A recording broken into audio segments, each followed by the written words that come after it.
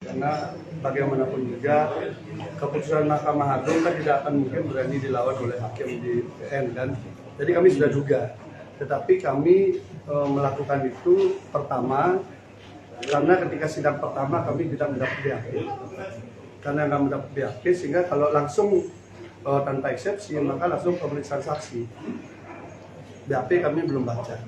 Dengan pola eksepsi maka BAP-nya bisa kami baca kan itu ya. Itu satu. Yang kedua, kami ada ruang untuk mengajukan sidang sifatnya online.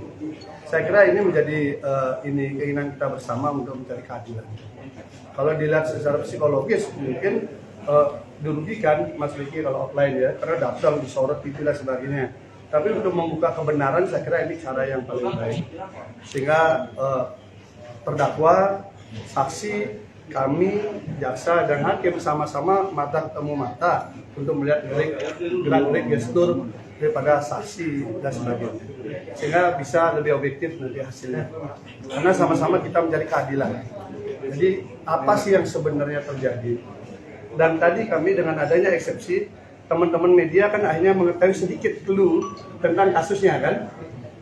Jadi selama ini teman-teman media juga mungkin termasuk yang menulis berita, mungkin beberapa berasumsi bahwa ada belasan santriwati di bawah umur sehingga Mas Beki distatuskan sebagai predator. Itu contoh satu. Kemudian yang kedua, termasuk pernyataan Kapolda Jatim, Pak Niko, ketika kasusnya dilimpahkan. Beliau mengatakan ada 5 korban. Bayangan seorang pejabat resmi menyampaikan hal seperti itu, tentu itu akan dimaknai sebagai sebuah kebenaran oleh publik ketika masuk berita. Tetapi tadi sudah dibacakan dalam putusan itu disebutkan hanya 1 yang mengaku korban. Jadi dari isu belasan santriwati seakan ini sudah beruntung penjahat luar biasa, pernyataan daripada Kapolda yang kemudian mengatakan 5 korban, ternyata di sini 1 korban yang kemudian didakwakan dalam 2 peristiwa. Tinggal kita uji saja 1 korban yang mengaku korban itu dengan 2 peristiwa itu, apakah peristiwa itu fakta atau fiktif di sidang, kan begitu. Mengukurnya jadi lebih gampang. Jadi teman-teman media juga bisa mulai mengecek kembali berita-berita sebelumnya. Apakah dulu betul ada pernyataan seperti itu ya, belasan macam-macam lah ya. Tetapi secara formil yang kami baca yang dibuat oleh jaksa adalah hanya 1 yang mengaku sebagai korban, usianya 20 tahun dan hari ini usianya 25 tahun. Jadi bukan anak-anak ya. Itu satu.